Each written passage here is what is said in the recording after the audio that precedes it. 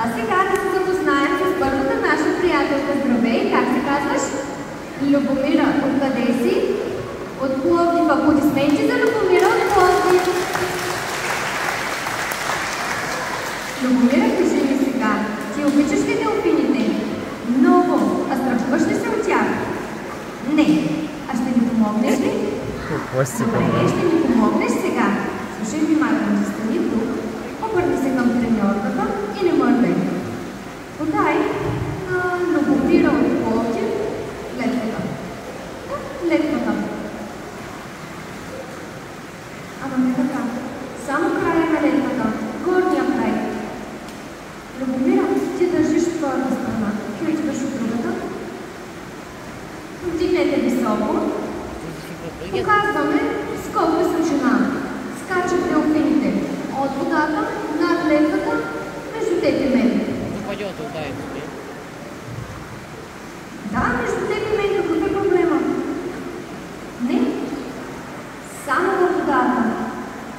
Любомира, треньорката казва, че скачат, но не идват само във водата. Тогава как да продължим, ти решаваш? Ти оставаш там и аз оставам тук тогава. А Любомира къде?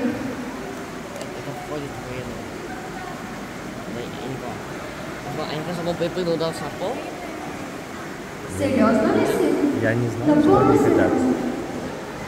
Любомира, разбрали? Треньорката те праща във водата. Сега ще поясним за останалите. Треньорката и аз ставаме тук на сцената. Любомира влиза в басейна, плува до центъра, там вдига своя край на летвата, треньорката нейния край, делфините скачат, сам и единствено във водата. Готова ли си? Хайде да подкрепим!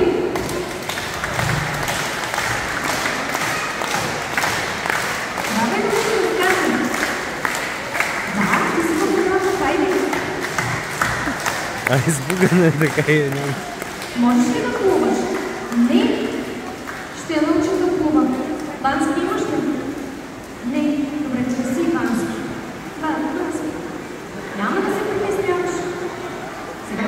Они прям радуются. С кой си влезна в залата? С твоето семейство. Хайде, помахай за последно слово. Сега Любомира слуша внимателно и изпълнява инструкциите на треньорите.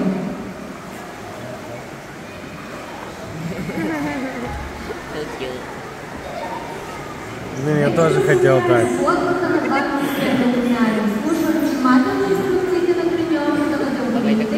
Тя трябва да държи своя край на летвата, делфините да скочат и да я върнем обратно тук при нас. Они будут через нее в него скакать. Наверное. Любомира, летвата, летвата! Какво стана? Ами сега? Какво правим сега? Семейството ти може ли да плува? Изоставяте ли тук? Няма ли да им помогнете? Някой, който може да плува, много добър пловец, да помогне на Любомира. Кой ще им помогне? Точно така, делфините са истински приятели на хората и им помагат. Аплодисменти!